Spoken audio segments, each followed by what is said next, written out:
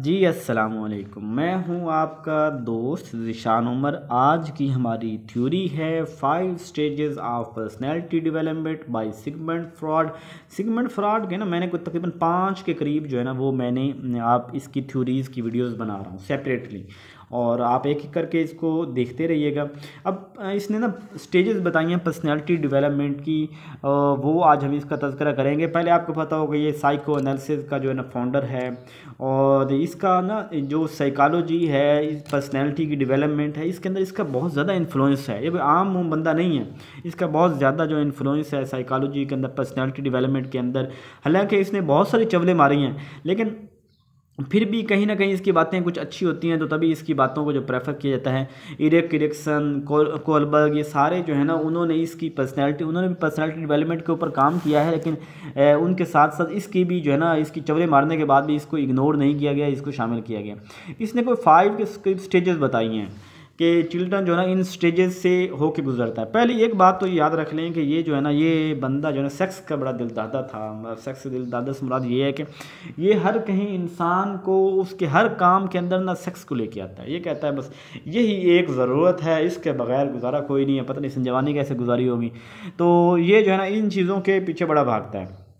अब ये इसने ना कोई 5 के करीब स्टेजेस जो बताई हैं पर्सनैलिटी डेवलपमेंट में। Oral stage, anal stage, Flix stage, latency stage, genital stage. वैसे स्टेज के नाम भी इसी तरह के हैं, तो इसको हम एक एक करके देखते हैं। ओरल स्टेज जो बच्चों की है, यानी 0 से 1 साल तक हमें पता है कि जो छोटा बच्चा है वो क्या है जी। अब कुछ कुछ बातें सही भी हैं, हम हमें कहें कुछ कुछ बातें सही भी हैं, कुछ हम ज़्यादा रिलीजियस बन जाते हैं तो वहाँ पे हम कहते हैं कि ये गलत भी बात कर रहे हैं। तो देखिए 0 से 1 साल तक ये कहता है कि बच्चे जो है ना वो टेंशन और जो प्लेजर होता है ना उसके दरमियान होता है। अब अगर मैं अब चलो थोड़ा खोल के बयान करता हूँ, मेरी जो बातें जो है ना वो महसूस ना कीजिएगा कि मैं क्यों इतनी ओपनली बात कर रहा हूँ। देखिए एक छोटा बच्चा है और वो अपनी माँ का दूध पीता है, और माँ का दूध पीने से उसको जो है वो सुकून मिल रहा होता है। और आप जब आपको फीडर से दूध देना तो उसको उतना सुकून नहीं मिलेगा जितना माँ का दूध पीने से उसको मिलेगा। दूसरी बात ये कि बच्चा अब दूध उसने फुल पिया हुआ है, और फिर जब आपने उसको सुलाना है तो वो सोएगा नहीं जब तक माँ का जो है ना वो मतलब उसको मुंह में लेके नहीं सोएगा, तो उसको नींद नहीं में उसको नशा चढ़ता है कि वैसे जैसे ही माँ उसके करीब होगी तो उसे माँ की जैसे मतलब करीब होता है, उसे फील करता है तो उसको नींद आ जाती है। अब ये देखो तो बेसिकली तो एक ये लिबिडो है, यानी लिबिडो इसका कंसेप्ट यही है कि इंसान का जो ना वो चाशनी चाहता है, ये सुकून सेक्सुअल यानी एक प्लेयर चाहता है। तो उस एज के अंदर जो होती है ओरल स्टेज के अंदर बच्चा मुंह से सुकून यानी सक करता है मदर फीडिंग के साथ या बाइटिंग करके, ठीक है ना। तो इस तरह उसको ग्रेटिफिकेशन मिलती है, उसकी टेंशन कम होती है। माँ से दूर होगा, मदर फीडिंग से दूर होगा तो उसको टेंशन होगी, माँ के करीब होगा तो उसकी टेंशन, उसे ग्रेटिफिकेशन मिलेगी, उसे जो है ना वो उसकी टेंशन कम होगी।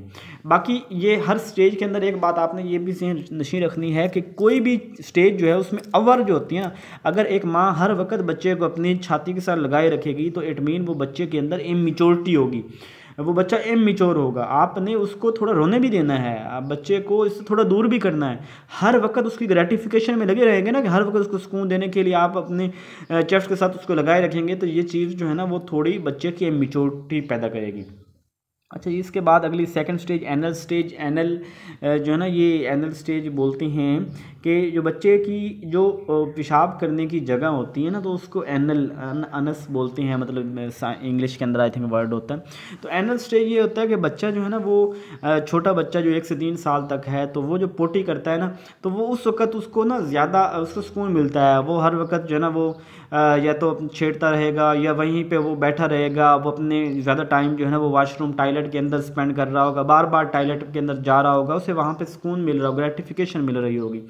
तो ये यहाँ भी ये देखना चाहिए कि बच्चा अगर आपका ज़्यादा टाइम वॉशरूम में लगा रहा है तो उसको रोकें, ठीक है। इसके अलावा बच्चे को जो है ना वो सफाई का ख्याल रखे, हाथ उतना ना लगाए, और ये जो है ना वो सफाई रहे और मोरालिटी को मद्देनज़र रखिए। एक स्टेज यानी ये वाली होती है। थर्ड स्टेज हमारी आती है फेलिक्स स्टेज। फेलिक्स स्टेज 3 से 6 साल तक होती है कि ये वाली वो स्टेज है जिसके अंदर ना बच्चे को थोड़ा सा डिफरेंस पता चल जाता है कि मेरे अंदर जो है ना ये फ़लाँ चीज़ मेरे साथ लगी हुई है। और इसके साथ ये भी होता है कि बच्चे की ये एज जो है ना इसके अंदर बच्चे में जेलसी, खौफ, दुश्मन, राइवली और यानी इसमें मैं आपको अगर जो उसने बताया है जो सिगमंड फ्रॉइड के मुताबिक वो ये था कि इसी के अंदर वो कहता है कि ऑडिपस कम्प्लेक्स और इलेक्ट्रा कम्प्लेक्स जो है ना वो यहाँ पे उसने एक टर्म यूज़ की है। ऑडिपस कम्प्लेक्स ये होता है कि लड़की अपने जो बेटा है वो अपनी माँ के साथ ज़्यादा क्लोज़ होता है, ठीक है।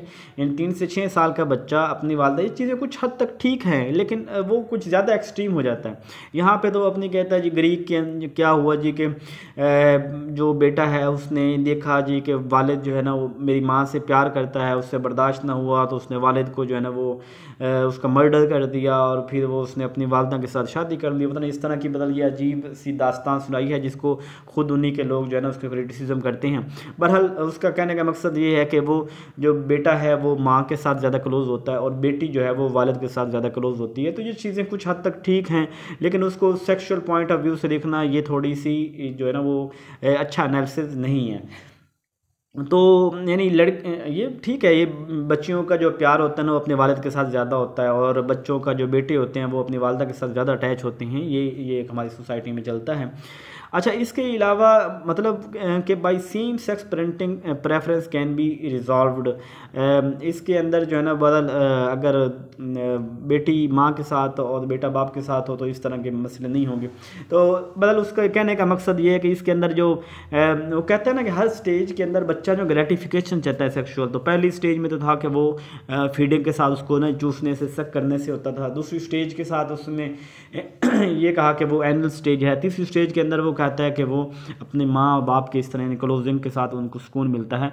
और थर्ड जो फोर्थ स्टेज है लेटेंसी, इसको पोबर्टी यानी परी पोबर्टी कहते हैं कि यानी वो अभी थोड़ा सा आगे वाली उम्र के अंदर जा रहा होता है, थोड़ी सी बालिग होने की तरफ, यानी समझ ले कि थोड़ी सी आगे निकल गया उम्र।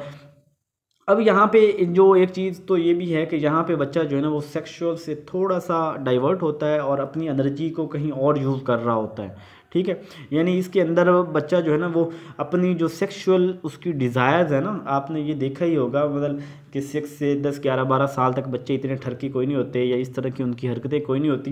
वो अपनी ना कामों में लगे रहती हैं, फ़लाँ काम, तो इतनी जो ज़्यादा जो है ना वो अपनी जो उनकी सेक्सुअल एनर्जी होती है उसको सब्लिमेट कर रहे होते हैं, ट्रांसफ़र कर रहे होते हैं कि स्कूल का काम करना है, हमने दोस्तों के साथ खेलना है, हमने ये काम करना है। बच्चा नई स्किल सीखता है, खेलता है, दोस्त बनाता है, बातें करता है, भागता दौड़ता, ये वाला यानी वो अपनी वो जो एनर्जी है वो इधर लेके आ जाता है। तो यहाँ पे थोड़ा सा लेटेंसी स्टेज के ऊपर जो है ना वो इसने हमारे ऊपर तरस खाया है सिगमंड फ्रॉइड ने, और उसने हमें कहा कि ये इधर डाइवर्ट हो जाता है। अब जी जेनिटल स्टेज आ गई, पुबर्टी टू अडल्टहुड। अब बच्चा जो है ना वो जवान हो गया है और ये बड़ी वो है कि अब बच्चे ने जो है ना अपना सेक्सुअल एक्सपीरियंस करना होता है जवान होने के बाद कि मेरे साथ क्या लगा है, और मुझे जैसे इंटीमेशन हो जाती है, किसी से मोहब्बत हो जाना और फिर कोशिश होना कि मैं जो है ना वो अपनी ग्रेटिफिकेशन प्रॉपर किसी अपोजिट जेंस के साथ मिल के करूँ। तो ये वाली स्टेज होती है, यानी इसके अंदर 1 to 1 को अपना रिलेशनशिप बनाना चाहेगा बच्चा, और वो उसके अंदर अब ये भी यहाँ भी ये बात भी जहन नशीं रख ले कि हो सकता है कि अगर बच्चा आपका इमेच्योर हो, कुछ बच्चे ऐसे होते हैं कि जिनकी तरबियत ठीक नहीं होती, तो उनके अंदर वो पहले वाली स्टेज, फिर दूसरे वाली, फिर तीसरे वाली, चौथे, इन सारी स्टेजेस का असर उनके अंदर ना चल रहा होता है। तो अगर आपने पहली स्टेजेस में जो है ना वो बच्चों की सही तरबियत नहीं की तो ज़्यादा दिल तो था मैं थोड़ा सा इसको मज़ीद एक्सप्लोर कर दूं। बहुत सी बातें जो हमारी सोसाइटी के अंदर भी हैं और हमारे पेरेंट्स जो है ना इसके अंदर गफलत बरतते हैं। एक शर्म की जो एक आड़ होती है कि एक ना अब मैंने यकीन कर लें कि ये कॉमन चीज़ है कि एक लड़की को उसकी वालदा नहीं बताती कि बेटा तुम में ये चेंजेस आ रही हैं, इसको कैसे टैकल करना है। एक लड़के को उसका वालिद नहीं बताता कि बेटा, अब वो बच्चा सोसाइटी से सीख रहा होता है, किसी दोस्त ने बताया, किसी ने कैसे चवले मारी, किसी ने, वो चीज़ें जो है ना उनको बड़ी ख़राबी की तरफ लेके जाती हैं। तो खैर अब जो है ना जो अब नई जनरेशन है, जो पेरेंट्स हैं वो बड़े केयरफुल हैं, वो चीज़ों को बड़ा डीपली देख रहे हैं और इसके साथ जो है ना मतलब वो अपने बच्चों की अच्छी तरबियत करना चाहते हैं, तो साथ साथ बच्चों को बावर करवा रहे हैं। लेकिन पहले टाइम में ऐसा नहीं होता था। तो ये इतना ही काफ़ी है और अपना ख्याल रखिएगा। मज़ीद नेक्स्ट इसकी वीडियो बनाते हैं फिर। जज़ाकल्लाह।